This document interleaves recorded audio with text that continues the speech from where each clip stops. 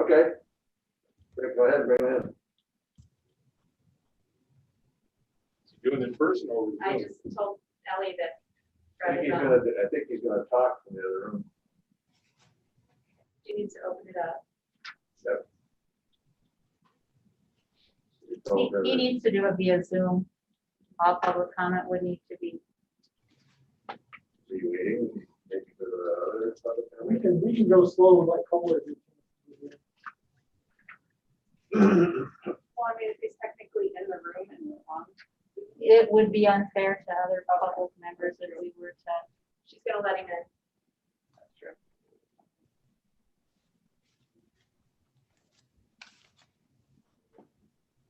He's joining. Here we go.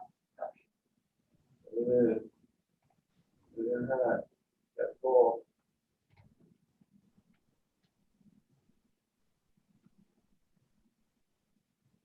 We just have to be very intentional. When any of them are going to speak, I'll have to turn off all the microphones on the cameras and unmute that television. Okay, All right, Fred is in. He's on. okay. Go ahead, Fred. Well, is Fred going to speak now? Yeah. Okay, hold on.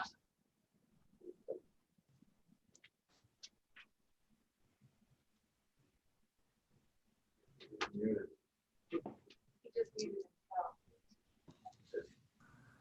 There, can you hear me? Yeah. This is Fred Cole, and I'm a teacher here at MAPS. And I'm here to speak about the COVID-19 plan. And I see that the camera says it isn't working. Can someone give me a thumbs up if Jamie, if you can hear me? Or Glenn? All right, great. I know that the board is concerned about the long-term health of the district, and I am as well. And I'm glad they made a plan for the COVID-19 startup for the year, but I'm here to speak about the long-term health of the district, as I know is your main concern. Personally, I'm going to be retiring soon at the end of this year. And what I'm really concerned about, again, is the long-term health of the district and the well-being of the younger teachers here at the district. Teachers are like drowning right now. They're trying to pull off working both in person and online. It is very difficult. It's very hard to do two jobs at the same time and do them well. And that's my greatest concern. I'm involved on a couple email strings with other teachers. The list of teachers would be very similar to the list you see every spring on the most influential educators list that goes out in the spring. Some of the most experienced, best teachers in the district or here at the high school. And they feel like they're drowning. I can't imagine what new teachers are feeling. And I'm aware that some of the younger teachers are actually actively looking at other jobs, looking at other careers. I'm afraid the district will lose people. And we have some outstanding younger teachers here in this district, and it would be a shame to lose them and lose their ability to work with our students. I know that Bill's meeting with administrators and they're discussing tweaks to the plan and so on. I just hope that you'll be able to do something and do it soon.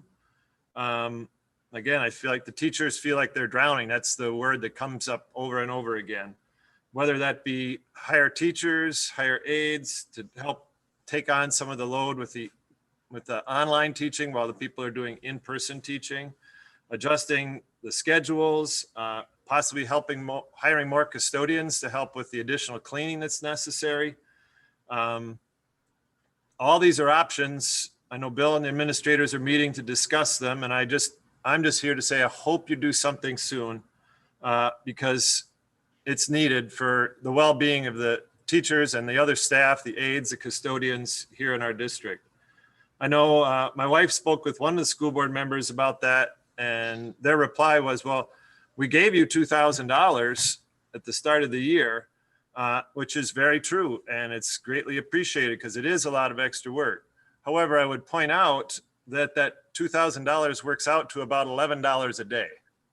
And for the hours and hours of extra work, many teachers are putting in 12, 14, 15-hour Sundays just to try to be ready for the week, in addition to the additional work in the evening.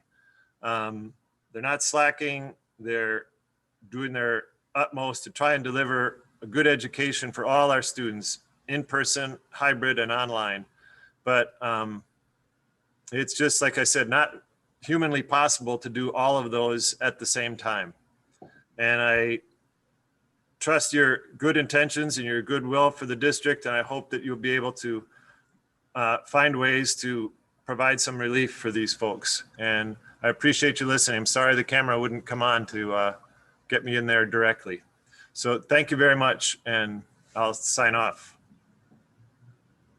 And I appreciate you listening. I'm sorry the camera wouldn't come on.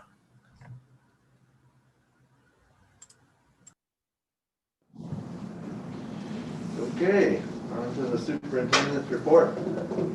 I assume that's all we have for the first, I don't know who's tracking now. It's the only That's only public comment. public comment. All right. Is that all the people that were in there? Yes. Okay.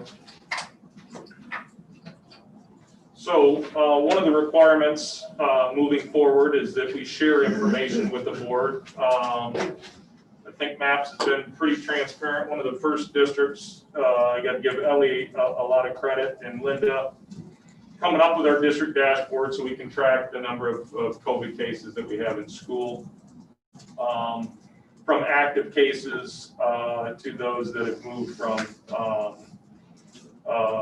to probable potential cases and those types of things. Obviously, due to FERPA, we're not able to share information on specific COVID cases. I know that's one of the #1 questions we continue to get.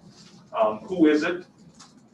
Because of an individual's medical protections, we're not able to share that information, not just with the public, but even when the health department, I named each of our building principals as the first contact for the health department to call. So even if I'm in a conversation with the health department, they don't share that information with me, who the names are, whether it's a student, a staff, just the fact that you have a case in a building. As we break that down to the next level, certainly the principals are aware, but because we can't have these be identifiable, they'll talk to it and outline. We have a case in a classroom. Again, not able to identify at that point who it is in the classroom or what that looks like. So we try to protect that confidentiality of those individuals and not give too much information where somebody's able to glean who that is. So that's part of the process that we're undergoing. The trend that I have seen from the health department, in our upper levels, we have a tendency to see that when a case, positive COVID case happens, that the health department is going to look at those close contacts, somebody that's been within 6 feet of somebody for 15 minutes, often looking at seating charts, who's riding close to somebody on a bus, the bus seating charts, potentially extracurricular activities, those types of things, and developing that list of close contacts off that.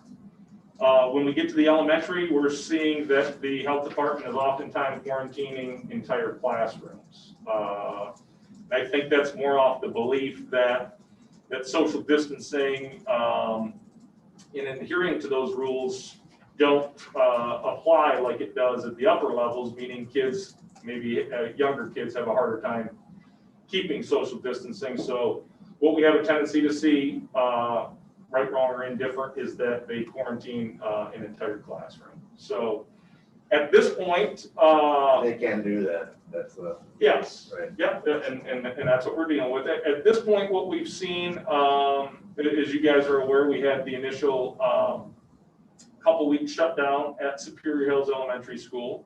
And we did see a number of folks quarantined through that process. We then saw, and again, I shouldn't be throwing numbers off the top of my head, but we had several cases at Superior Hills. Not not transmission through the building per se. We had a case at the high school, and of late, we've seen a couple cases at Sandy Knoll within the last week. Again, unrelated, that quarantined a couple classrooms, and a couple cases now at Graverette. Shortly before I came over, a probable at Graverette and a probable at Bothell Middle School is where we're at right now. So that's what it looks like from a district standpoint. So I think we're up to 4 active cases. Is that right, Linda? I think we're up to 4 active cases right now within the district. That's what our dashboard. Anybody can go look at our dashboard. Linda updates that every day of what that looks like. Spinning that forward, more data that I need to share with you guys. Part of the plan, and I apologize I didn't get this data out ahead of time, but looking at each individual building, one of the factors we wanted to look at is attendance. So I'm going to pull up Superior Hills first. They're averaging over 95% attendance from junior kindergarten through 5th grade. One of the questions that Jim had asked through appropriations last week, they have 270 face-to-face learners, 68 virtual learners, and 14 hybrid learners. The other question that we really are trying to focus on is how many students are engaged in each of those buildings. Superior Hills has 90% students engaged in junior kindergarten, 90% in kindergarten, 90% in 1st, 2nd grade, 80% students engaged in 3rd grade, 99% in 4th grade, and 100% in 5th grade. And when we start talking about students engaged, these are oftentimes going to be our virtual learners who aren't logging in necessarily, who elected for that program that aren't logging in and making contact with the teacher and or turning in and doing the work. For Grave Red Elementary School, theirs is broken down a little bit more specifically. Attendance, kindergarten 95 and 99% in the 2 sections, 1st grade 97 and 93.5%, 2nd grade 93.2 and 97.3, 3rd grade 93.7 and 99%, 4th grade 95.2% and 97.2%, and 5th grade 90.4% and 96.3%. They have 234 face-to-face learners, 44 virtual learners, and 13 hybrid learners. Non-participants, kindergarten, 25% in one section, 8 in another. 1st grade, 14.3 and 15. 2nd grade, 14.4 and 11.1. 3rd grade, 11.1 and 17.4. 4th grade and 5th grade, 100%. They don't have any non-participants in 4th and 5th grade. Bothell Middle School. Attendance 6th grade, 95.16%. 7th grade, 92.48%. 8th grade, 94.33%, for a total average of 93.99. Face-to-face learners, 195 students in 6th grade, 208 students in 7th grade, 189 in 8th grade, for a total of 592. Virtual learners, 46 in 6th grade, 36 in 7th, 52 in 8th, for a total of 134 virtual learners. Hybrid learners, 21 in 6th grade, 20 in 7th, 26 in 8th, for a total of 67 students. And online lack of student engagement, 6th grade 2 students, 7th grade 6 students, 8th grade 16 students, for a total of 24 students. Marquette Senior High School. Again, I just have a building-wide weekly average for attendance, 94.5%. Student engagement participation, 86.2%. Number of virtual learners, 183, 19% of their total population. Number of hybrid students, 187, 20% of the population. Number of face-to-face students, 561 for 61%. How do you count engagement? Again, what I asked them to identify is those students that weren't participating. So that's what we use to, at this point, to define what that number was to share with the board. So understanding to that question, Brian, that as we move forward brand new with a virtual platform K-12 that we've never offered before, we've offered at 9-12, but we never had virtual students at a number of other levels, that this is going to require students to log on, to be motivated, to participate in that manner. And so we're trying to track that to find out how many students are potentially falling through the cracks, how many aren't participating that are falling behind their classmates as far as that go. That doesn't mean 100% of these students are online or virtual students when they report that back. Some of these could certainly be hybrid learners. Some of them could actually be face-to-face learners that are just potentially, not doing their work. Mr. Hammerstrom seemed like There, to be counted as participating, there has to be two-way communication back and forth between the student and the teachers to be counted as participating. So if we are sending emails out, they have to be replying back, or we have to be Zooming and seeing their face. There has to be two-way communication. okay. But to follow up on that point though too, do you consider, like, if one student who was whether hybrid or virtual maybe had one day where they didn't reply out of the last, say, 20, I mean, is that? That would be in the attendance numbers that we're sharing with you. But that wouldn't be considered Correct. non-participation. That would be And does considered attendance- participation. Missing, is it different than normal years? If we weren't going this, how much higher is the, Well, we do certainly have students that are going to be still out sick, right? And unable to participate during those days. We're tracking those students as regular attendance. As Mr. Hammerstrom was describing, the virtual students are that two-way communications per week is how we actually rate those kids on attendance. So because you're not necessarily looking at them every day, asynchronous learning, so it's not like I have to be in front of the computer at a specific time. It's those two-way interactions. That's where the student engagement piece comes in. Okay, are they logging in at some point? Are they doing that work? And so they very well may be included in the attendance, but not in the engagement piece. Next building data I'll share with you, Sandy Knoll, 266 face-to-face, 85 virtual, 16 hybrid. From an attendance standpoint, Kevin broke it down, number of students between 90 and 100% attendance, 242 or 91% for face-to-face, 77 or 91% for virtual, and 14 or 88%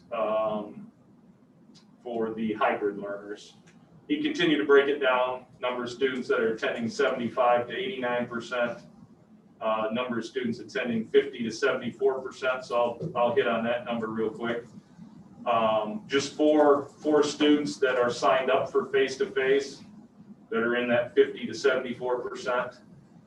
2 students that are signed up for virtual who are in that 50 to 74%. And number of students that are attending less than 50% number of days, just 2 students that are virtual learners.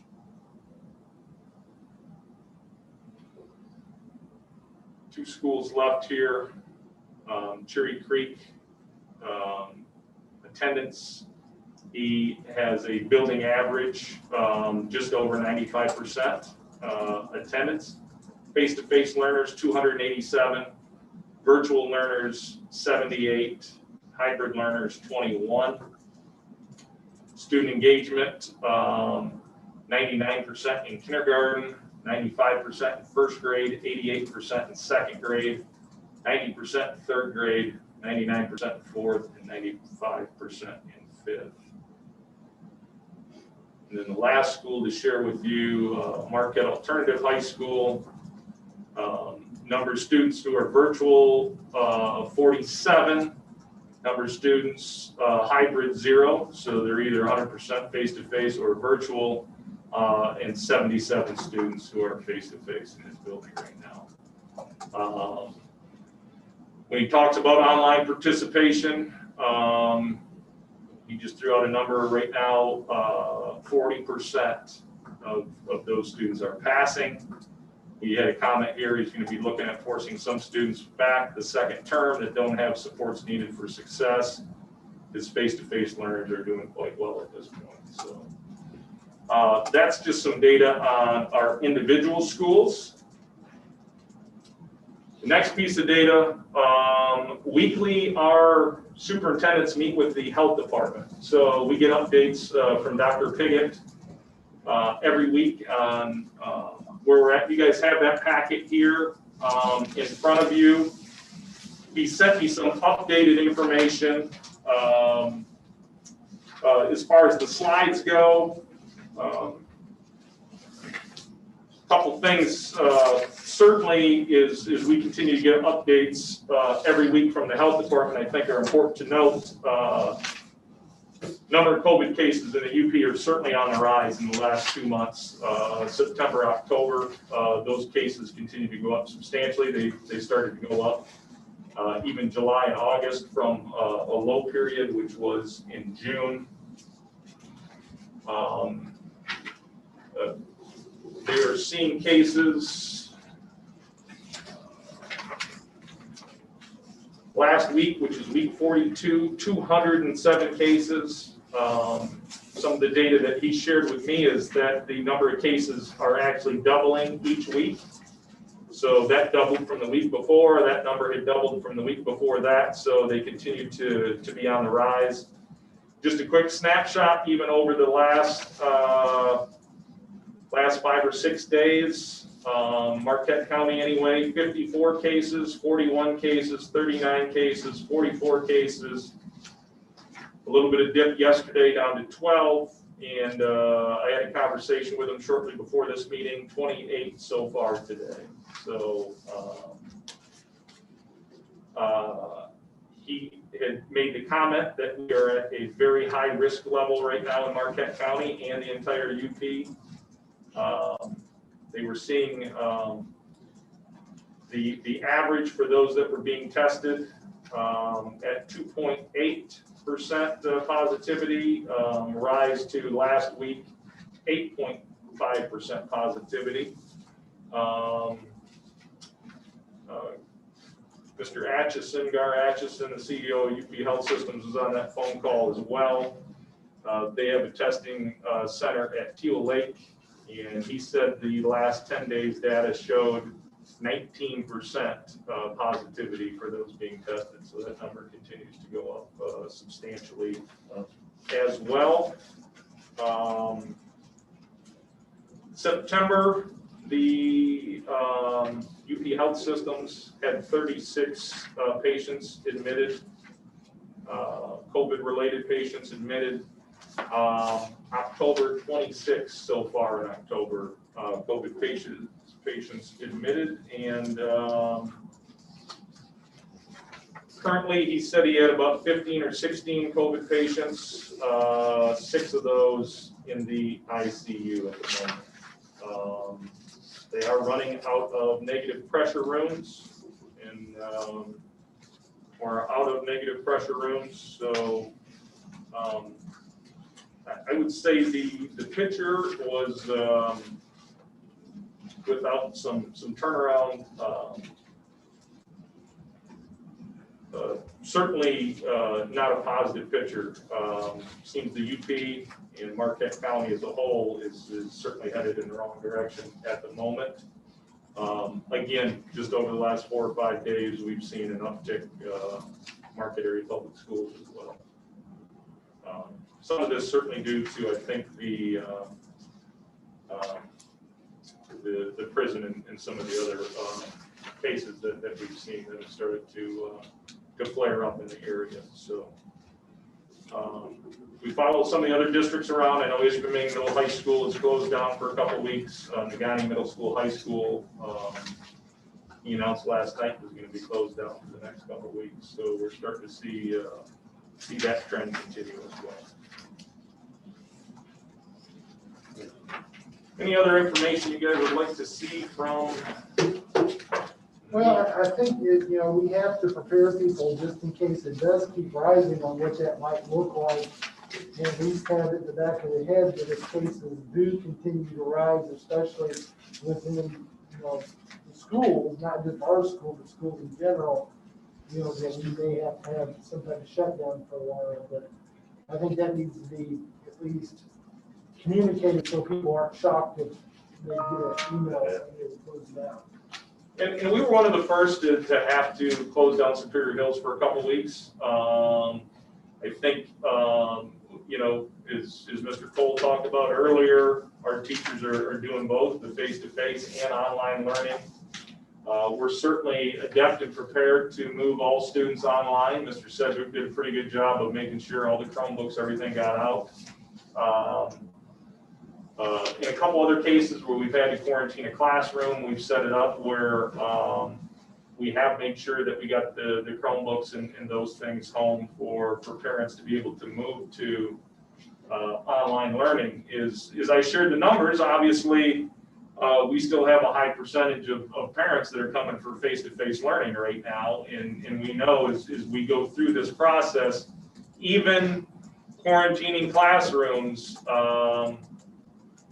it certainly puts parents in a tough position because those are happening unexpectedly. It's not a one-day snow day. It's usually a couple weeks, and so to have childcare and other issues. But to your point, Dr. Cherry, we've had to make a go of that a number of times. Some people have been pretty untouched, like Bothwell today, again, just got the call before I came over, is a probable case, I believe that was. That's the first one they've had to date since the start of the school year. Superior Hills coming off that break. We don't have any cases in Superior Hills right now. We don't have any cases in Cherry Creek right now. Knock on wood, and none in Marquette Alternative High School or the high school at this point. I think our only two buildings with active either confirmed or probable cases are Sandy Knoll and Gray Red, I believe. Don't quote me 100% on that, but I think that's where we're at to date. So, but those parents that have had to deal with it understand that we get the call from the health department where we have to act on that immediately. They do have the power and authority to quarantine entire classrooms or potentially an entire building if need be, which was the discussion with Superior Hills. So I think we do have to expect at some point in time that as these cases continue to rise in Marquette County and the UP, that we are facing that dilemma, and we may have to move to online learning at some point. Interesting, according to a lot of this data, as much as Marquette County appears to be rising, all the counties around us seem to be doing worse. I think Escanaba, Menominee, in that area, and into Wisconsin. It was Dr. Pickett's kind of educated us. A lot of that has come north from Wisconsin, and you can kind of see that slow wave as it moves north. So yeah, that is just interesting data. We keep getting emails about parents wanting us not to use the masks from time to time. That's not our call. Not at all. Well, I take that back. It is partially our call. So let's go back to and talk about it a little bit. So under the orders, state orders early on, we had to have a school preparedness plan. We had a committee of 27, I think, or so that met. That committee said we will wear masks. Marquette Area Public Schools, I brought that plan to the board. We approved the fact that we would wear masks. But isn't that being mandated by the health department or at least recommended? It is, but just to be clear, that was also a path that we took as a board and as a district, that we would wear masks. And I think some folks would argue that plan is now null and void because the Supreme Court ruling. But we did approve that as a board and as part of our back to school plan as well. We also adopted a board policy that said in an epidemic or pandemic that we could require our students and staff to wear masks. And then lastly, to the last point, the Michigan Department of Health and Human Services also issued now an order for mask wearing. So it's supported on a number of different platforms that we wear masks. And I have to be honest,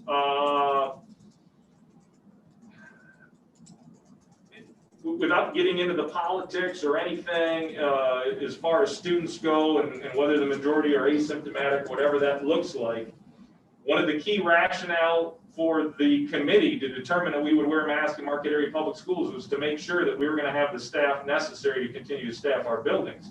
We had a number of staff that that didn't come back at the start of this year for fear, they may have had a medical condition or some other reason. They couldn't afford to contract COVID, but we heard very loudly that in order for us to retain the staff we did, that they wanted to have as many protections in place as they could possibly have. And that would include having our students masked, so we're not transmitting, whether the student's asymptomatic or not. We're not trying to, or we're doing the best we can to mitigate transmission of that to certainly our staff as well. Very good. Yep. Good move.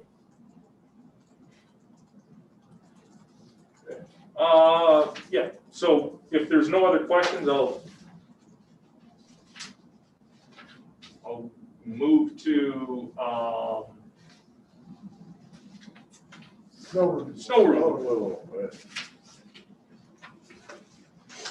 More bids for snow removal came in, and gotta be honest, I got swamped and I wasn't able to make a phone call or two. So bids came in before appropriations, right, which was Tuesday. So I think we had bids maybe due last either Monday or Tuesday morning. I forget now. I brought these to appropriations. I had made phone calls to each of the companies. They all agreed to honor that they would move forward with their bids. Unfortunately,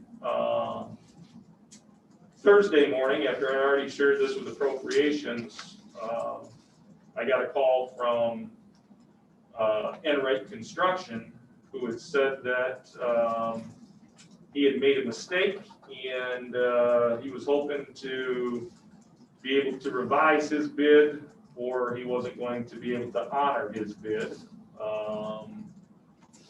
And I, of course, had said, you can't revise a bid that's been out for 3 weeks that you had plenty of time to prepare for. And that really came on the heels, I think, of Linda sharing this with everyone. So Enright has now dropped out, which leaves us a little bit of a conundrum with the 2 properties. And like I said, I didn't get a chance to call the next low bidders for those 2 properties. As it stands right now, Associated Construction was low bidder for Cherry Creek Elementary School. Associated agreed, yep, that's my bid, I'm good to go. So I would like to see us award Cherry, and I think we need to do this individually tonight. I'd like to see us award Cherry Creek Elementary School to Associated Constructors. The only low bid that, or the low bid at this point for Smith Paving was the auxiliary bus garage. I called Smith Paving. He confirmed, yes, we're still willing and able to honor that bid. So I would recommend we award the auxiliary bus garage to Smith Paving. And then Spodek was low bid for 4 different categories or 4 different schools. They were low for Bothwell Middle School. They were low for Graverette Elementary School. They were low for Superior Hills, and they were low for Vandenboom. So At this point, I would like to see us award those 4. And then I need to go back and either make some phone calls or potentially look at the district investing in some snow removal equipment and maybe take on a couple buildings ourselves. I don't think we would be able to manage the high school just due to the amount of space and what type of equipment that would take. But I think we could potentially pick up the Sandy Knoll and maybe another building like a Graverette. If Spodek, who's next low, would be interested in Marquette Senior High School, and if 5 buildings was too much, maybe we would take one of those other ones off their hands that we could manage ourselves. So again, I apologize, I didn't get a chance to talk to Spodek before the meeting today as I intended. Well, if the contracts are gonna change, would we want to put this off till the next, I mean, there's only a couple of them that are gonna be. We're due for snow now, though, so. Right. So what's your plan to do? I would recommend those, and again, if we negotiate something outside of that, I think I would have the leeway to still be able to do it if they were willing and able. But I would say to start this meeting, we should award all but the high school and all but Sandy Knoll, and see where we go from there. Okay. Does that make sense? I mean, Sure. and then I'll make a phone call, and if I can get the next low bidder, or maybe it's not the next low, maybe it's the next one up to get the high school, then You need a motion for. then I would do that and bring that back to the November meeting. But meanwhile, I could contract with them to do that in the meantime. Okay. So I'll make a motion to approve all the contracts awarded to the low bidders with the exception of the high school and Sandy Knoll. The motion is actually later on. Oh, yeah, In our new yeah, you're right. business, yeah. Sorry, we'll have this up. Sorry, what? That was very good work. I'll reserve that. I was wondering how it was gonna work. That was very well Make sure you done. remember that for later. Right, exactly. That's all I have. So. We don't have a motion though, right? Later. Is it, In the is action. it action item? New business. Yeah. It's on the just come up there. So I still have a few seconds. Welcome, Oh. Yeah. Mr. Oh, Fuller. right. Great to have you back. Got the band back together. We missed you. I'll fight over there. Well, I showed up late, so I figured I should have run my mouth too much. You come in and tell us how we've been doing it wrong since you've been Right. around. Nice to see you. Okay, anything else, Bill? I think the other items I can talk about when we get to them. All right. Okay, the next item is the consent agenda, the minutes of the regular board meeting of September 21st, personnel report dated October 19th, 2020, financial reports of September 2020, including receipts, disbursements, and financial reports. Take a motion to approve that. I'll make a motion to approve the consent agenda as presented by Mr. Rainbow. Support. Okay, we have a motion and support. Any discussion? Hearing none, we'll do a roll call vote. James Randall, Yes. Kristen Cambenzi, Yes. Dr. Brian Cherry, Yes. James Hewitt, Yes. Glenn Sarka, Yes. He waved. Michael Kohler, Yes.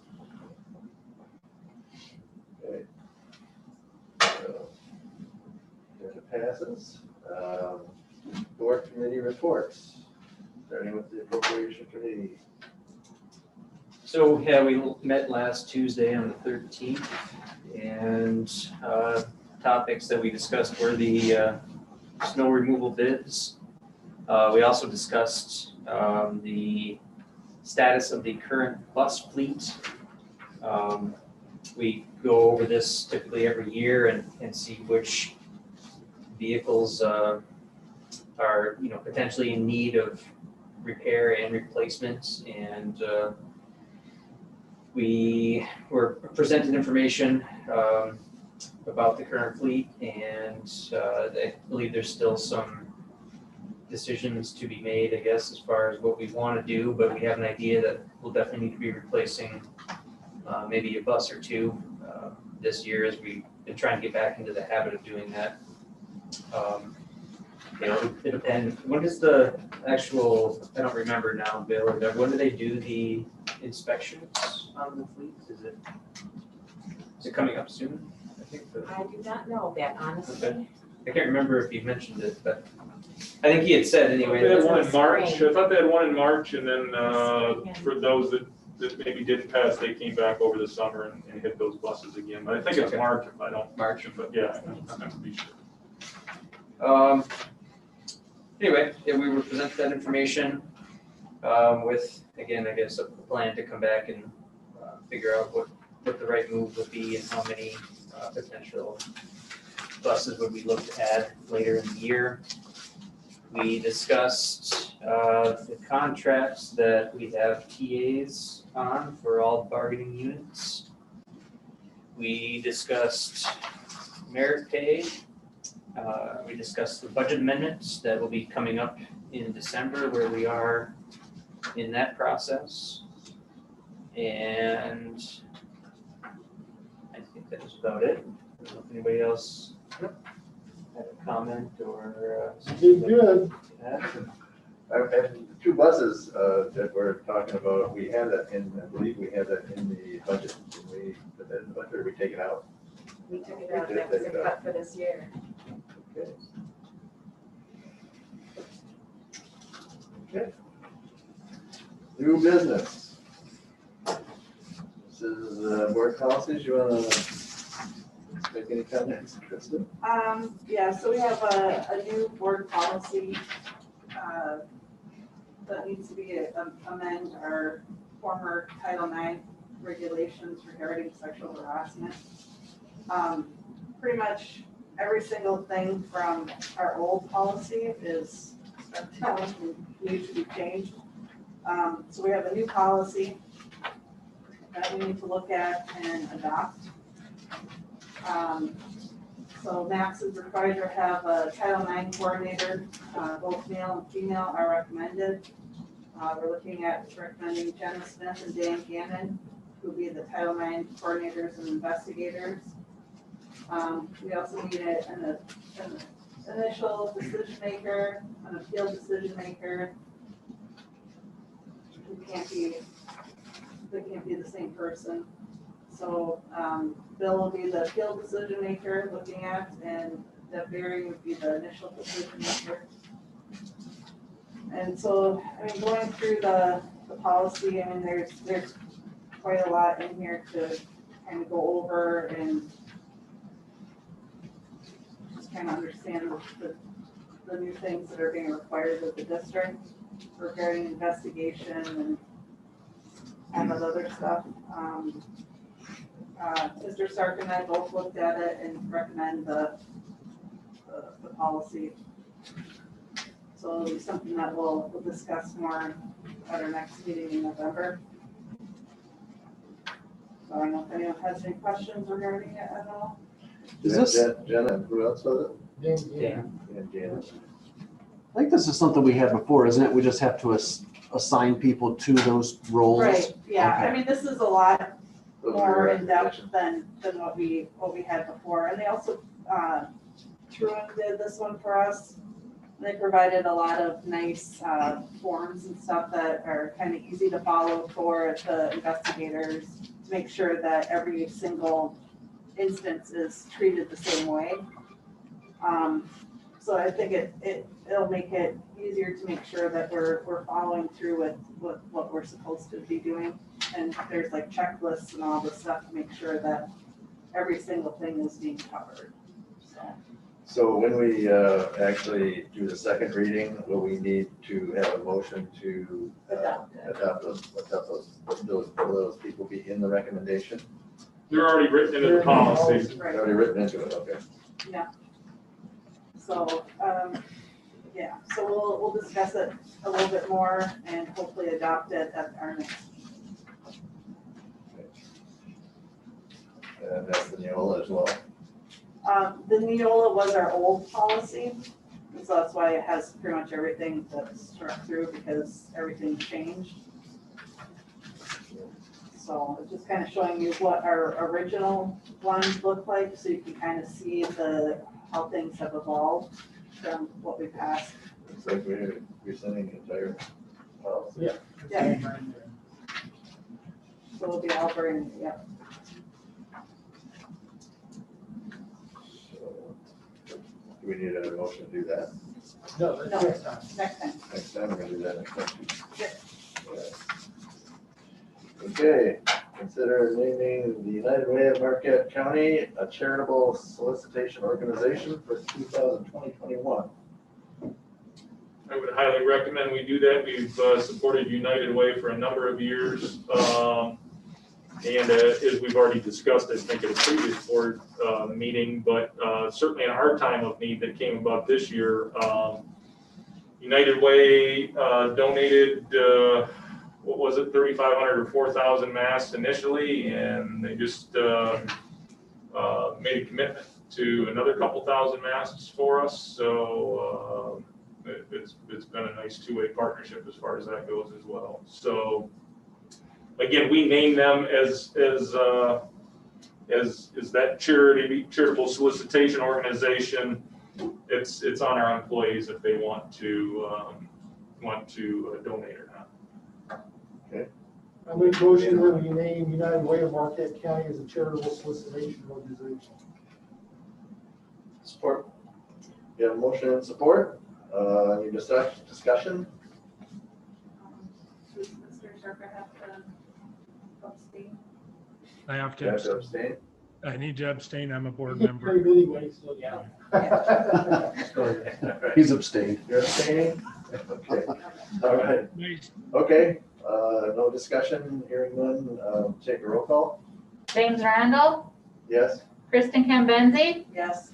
Dr. Brian Sherry, Yes. James Hewitt, Yes. Glenn Sarka has sustained, Michael Kohler, Yes. Okay. Consider the snow removal bid award. Now's your chance. Make the motion to approve the snow removal bids to the low bidders with the exception of the high school and Sandy. Or Okay, we have a motion and support. Any discussion? Hearing none. Roll call vote. James Randall, Yes. Kristen Cambenzi, yes. Dr. Brian Sherry, Yes. James Hewitt, Yes. Glenn Sarka, Yes. you have an affirmative, Affirmative. Michael Kohler, Yes. Okay. Approve the 2021 MAP substitute rates effective October 19th this year. Would be effective, as of today. That's today. Just a quick note, we bring these every year. We have this conversation, not just Marquette area public schools, but education as a whole. Not only have we had a hard time in the last 5, 6, 7, 8 years attracting professionals into education, but we certainly have a hard time attracting substitutes as well. Probably the area that we're hardest hit generally seem to be our teacher subs and also our bus drivers, probably even our bus drivers more than our teacher subs. Last year we instituted that $100 bonus of 6 days worked in a biweekly pay period for teacher subs to kind of bring that rate up a little bit for them. So look to continue with that. And then for bus drivers, probably the best source right now outside of trying to continue to attract new people to drive bus, which is extremely difficult, is to attract our retired drivers to come back and drive bus for us on a limited basis. So what we'd like to do, instead of just have a flat rate substitute, is use a sliding scale that really takes into account where our retirees were when they left. If you had 21 years, we would pay you at a step below what that 21 years was. So it's not quite commensurate with the person that's still there at 21 years. It's just a fraction below. But we feel like this will attract more retirees and or keep some of our retirees working, who maybe are a little bit more choosy about when they come in, that this might entice them to help us out a little bit more, so. On that same topic, do you know after we implemented the $100 bonus for the teacher subs last year, can you speak to how many people were taking advantage of that? Did it seem to help at all, or is it, I don't know if we should continue to do it if it's not. I didn't get the Effective. latest data on that, but I know at the time we were analyzing it, there were a few subs that were routinely used and it was helpful in keeping that consistent. I can get that data and be more specific. I know Jenna monitors that, so I It'd can, be good to know, just to yes, figure out if it's working or not. I will get the current data on that. Or does it need to be increased? I don't know. I mean, yeah, that'd be- Yeah, that's right. You know, is 100 enough? Maybe, I don't know, or, keep looking, I like these ideas. I mean, I think we need to keep doing that, so. Yeah. Right. something that's like that, yeah. I don't know, I mean, you look at how much all the people get, and I don't know, would it help if we attract more people if we raise the prices a little, or the amounts a little bit more, or are we kind of locked into this? We're not well, depends. If we start getting into contractual stuff where maybe you're paying subs at some point more than what we have in our contractual agreements. So, so that kind of, I think, help dictates what some of this list looks like. We're continually looking at ways to think outside the box. I think one of the things that we need to do, and we continue to do moving forward, is combine positions wherever we can to try to attract more people to work full-time. You know, if I'm a noon hour supervisor, can we look at combining that with another position? Or if I'm a 3 or 4 hour custodian, can we look at combining that to try to get them up to hours?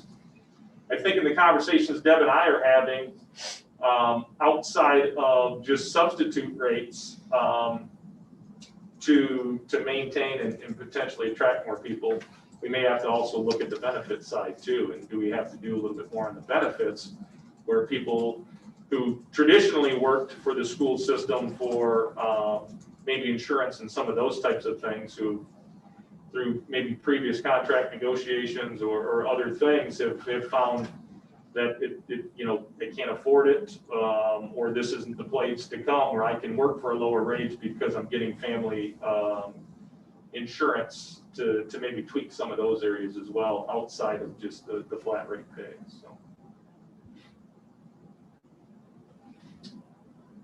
but I'm happy. I think if we approve this, if we want to take even a deeper look and come back next month, we can turn around and kick some of these around a little bit and see if there's not more ways to attract some folks as well. I'll get the data so that we have that for the next meeting. Good idea. And we can approve this one, and at least we'll have at least this as a base. That's why I'll make a motion to approve the rates effective for today that we have presented currently. Support. Got a motion and support to approve the substitute rates. Any discussion? Hearing none, take a roll call vote. Linda? James Randall, Yes. Kristen Kembenzi, Yes. Dr. Brian Sherry, Yes. James Hewitt, Yes. Glenn Sarka, Yes, yes.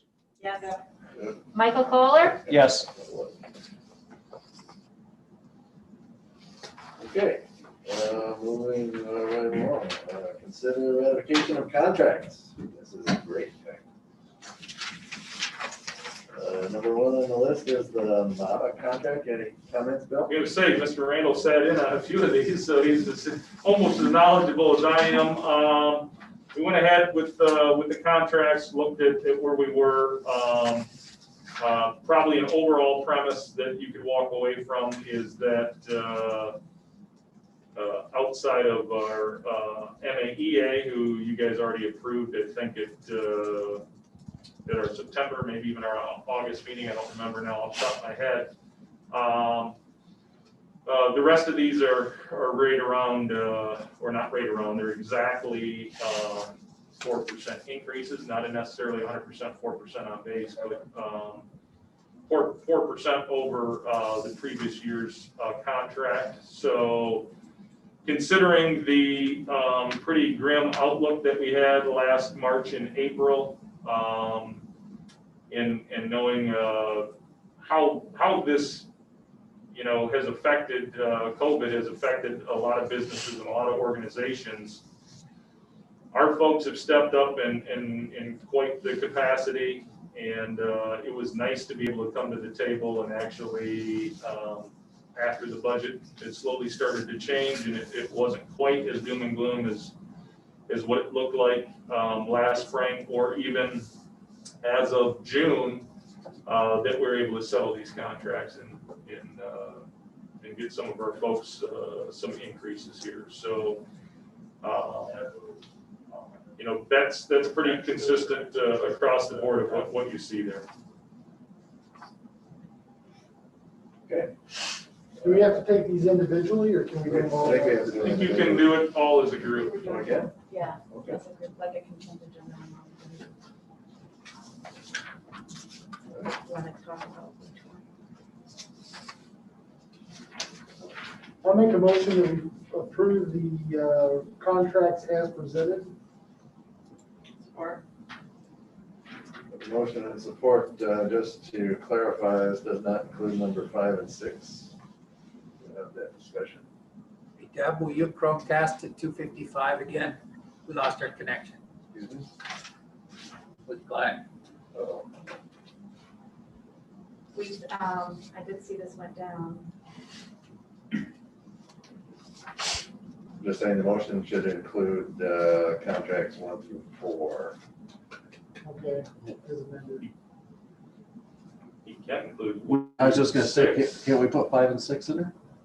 Well, yeah, just, well, Do you want to have discussion we're on 5 and going 6? to have a discussion on number 6, and we're Well, we going can to, make the motions and still have discussion after we make the motion. Right. Do we have motion support? okay, Yeah, we have So far. motions for it, yeah. okay. All right, so So what's the discussion? Anybody have any discussion on it? Any motion support? I guess I'm wondering if we can include 5 and 6. Oh, we did. Did we? Didn't We can. We did in the motion, I made it. It's The motion 255 includes is the all of them. Chromecast. And I talked to Rich just before we got here. He was talking about doing Deb's kind of as a discussion and bringing it up on the next thing, but we can do it today. It's all written up. Yeah, it's all Yeah, right. we're all good to go. And then the motion was made to include 5 and 6? Yes. Yeah. The initial one. I think, I think it's, is there any more discussion? Hearing none, let's take a roll call vote. James Randall, Yes. Kristen Kembenzi, Yes. Dr. Brian Sherry, Yes, James Hewitt, Yes. Glenn Sarka, Yes. Oh, there he is. Michael Kohler, Yes. Okay.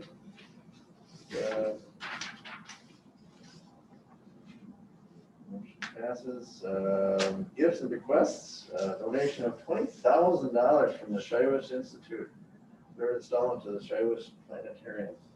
Very nice. Donation of 119 face masks by Beth Milner Jewelry. Nice deal. Any more comments from the public? Linda, anybody in the queue? Yes, we do have someone in the queue. Okay. Sarah Bixby. Okay, I'm gonna have to turn off our mics and unmute the TV, correct? Yes.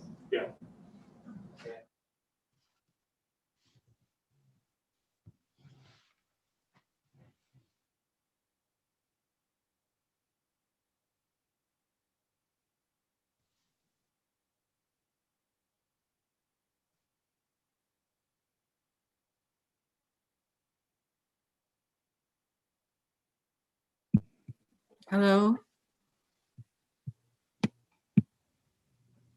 Hello?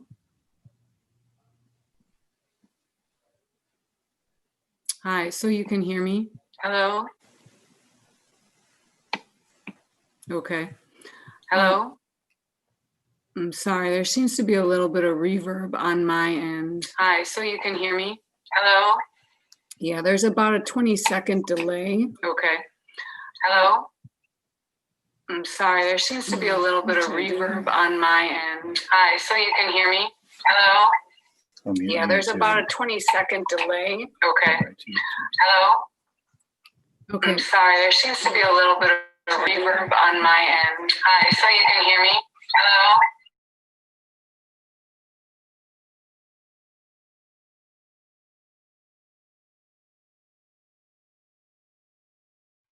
Okay. How about now? Can you hear me? I can hear you. Yeah, can you hear me? Can you hear Deb Barry? Which, Hello? I have the speaker turned up all the way. See down in the corner? That's all the way up and I'm unmuted on my mic. Okay, I can hear you. Okay. I think what you need to do, ma'am, is to actually, you have your mic on, but can you turn your speakers off? I'm sorry, are you speaking to me? Yeah. Yeah, that doesn't help. Your speakers are playing. I think it's fine. On a delay. So if you could mute your speakers to keep your microphone on, we would be able to hear you.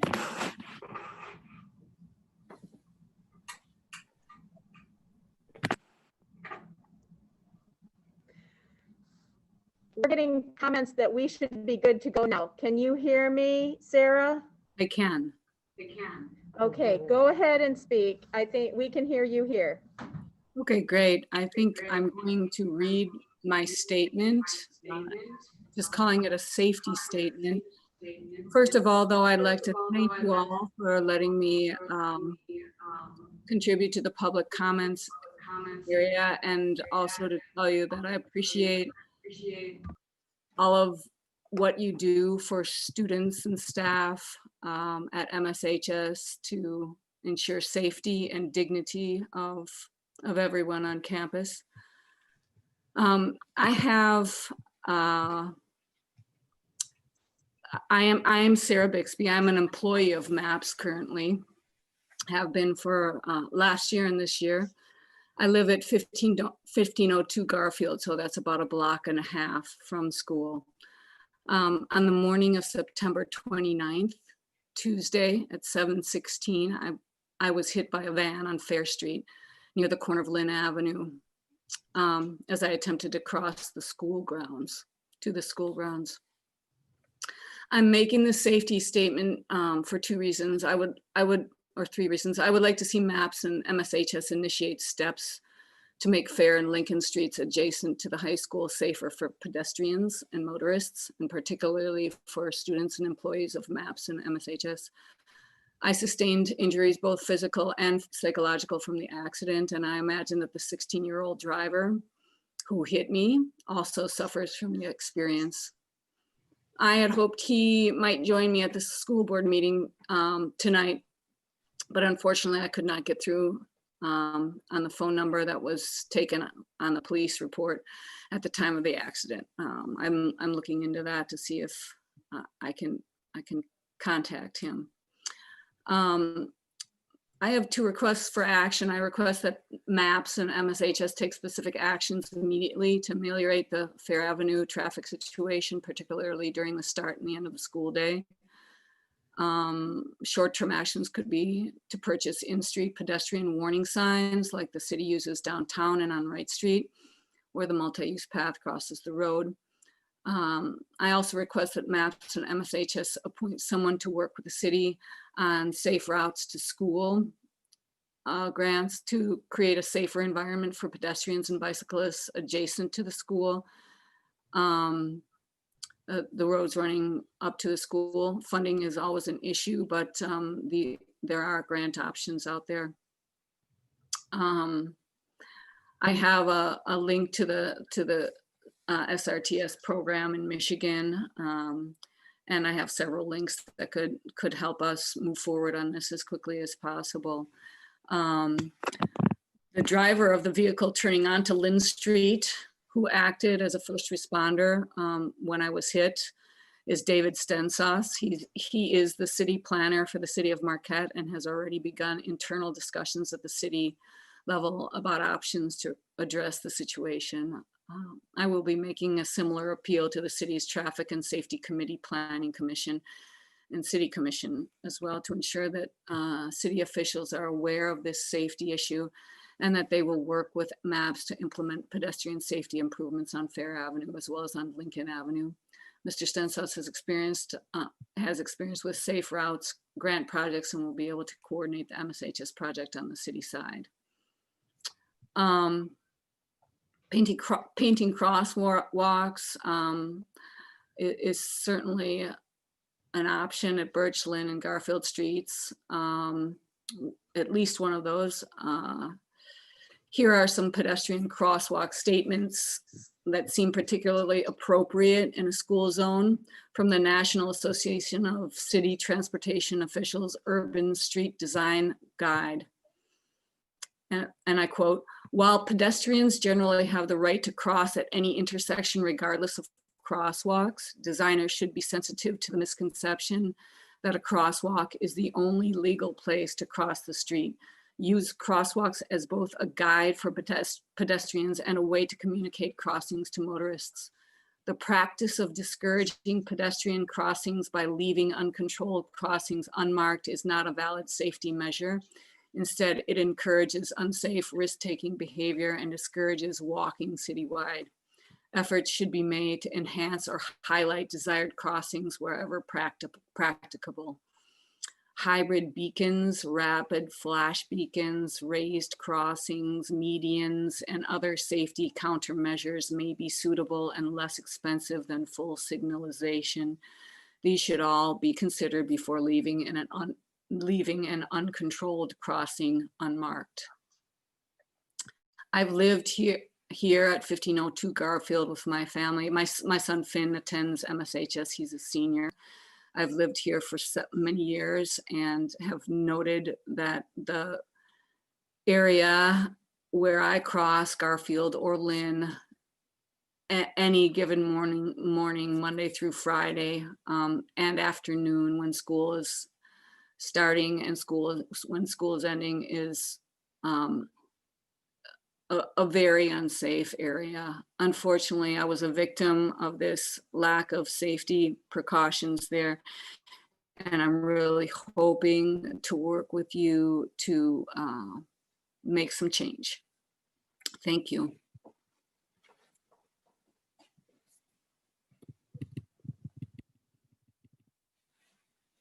People in the queue? Hold on, let me get, your mics are on. My mic is off and my speakers are off. Any more people in the queue, Linda? No. Deb's looking. Sarah was the No only more one. people in the queue, no more comments from the public, board member comments. Let's start with Mr. Kohler. Oh, well, I can immediately, I'd like to comment on the person we just spoke with. The Traffic Safety Advisory Board is, our committee is the place for that. The city of Marquette is the one who does the pedestrian crosswalks and has the signage and all that. I think that's the appropriate venue for that. I mean, I know the school will always encourage safe pedestrian crossings and things of that nature, but I really do think she is better served by the Traffic Safety Advisory And Committee. she's going to go there. Yep. So, and will say that I'm glad to be back. Glad that I am familiar with everybody that's on the board. I actually like everybody that's on the board, so that's helpful. And Rich isn't here. yeah, yes, imply that how you wish. But yeah, glad to be back. Glad I could be of service, and I appreciate the opportunity. Pleasure. Thank you. No additional comments from me tonight. I guess I would like to make a small comment about what Mr. Cole said at the beginning of the meeting. I do think that is something that we should look at a little bit more as to how our teachers and stuff are doing, because we are asking a lot of them. I know as a parent of 3 students in school, it's definitely an adjustment to have the online learning and also the in-person learning, which is kind of, for some classes, treated as online in person. So I would definitely like to look at that maybe a little bit more for our next meeting and make sure that our educators are doing well. And they're having a committee to do that, right? Is that correct? We are meeting, yes, absolutely. Okay. Welcome, Mike. I'm glad to have the contracts done. Yeah. So good. We need to keep an eye on the COVID cases kind of stuff. But that's all I got. Hey, Glenn, any comments? Yes. Thank you. Okay, Okay, hold on. how come I can't hear him? I just want to thank Mike Bowler for attending tonight. I took Mike's seat when he stepped off the board, so it's good to see him back. I would echo Ms. Kimbenzi's comments about what Mr. Cole said early on. I think it's easy to take our staff and our teachers, our bus drivers and everybody in the building for granted and fail to kind of see how much of a sacrifice they are making and how hard they are working. You know, a lot of our folks, I know there's a concern about, you know, arrangements that have to be made when we have to shut a school down or when a classroom has to be quarantined, but we have teachers who are making kind of having to do that and teach a class online and teach a class in person, and the staff also that has to take extra measures to keep everybody safe. So I think, again, thank you to everybody for doing that during this difficult time, and really appreciate your efforts, and just know that you're not taken for granted and you are appreciated. Thanks. Okay. Lastly, I'll just say that I'll echo your comments. I also think that you know, when we initially gave out the $2,000, we obviously didn't know the extent of what was going to happen. And I think it's now that we are in the midst of it, I think you know, some adjustments should definitely be made. At least that's my opinion. Nice to have Mike with us. Very nice. It's nice to see you again. As short as it's going to be. Right. Probably good for us, right? You know? Anyway, that's all the comments that I have. So announcements and other meetings, November 16th, we're meeting electronically at 5:30. Will that be a complete Zoom? We will not be here. Is that correct? It will be like this. It'll be like Still this. considered electronic though. Okay. All right. So it'll be like this. Okay. You need a motion to adjourn? Move, or, yes. Glenn was waving both hands on that. A motion and support. I don't think do we need a roll call for this? Can we just say? We can just adjourn. All those in favor? All right. It was,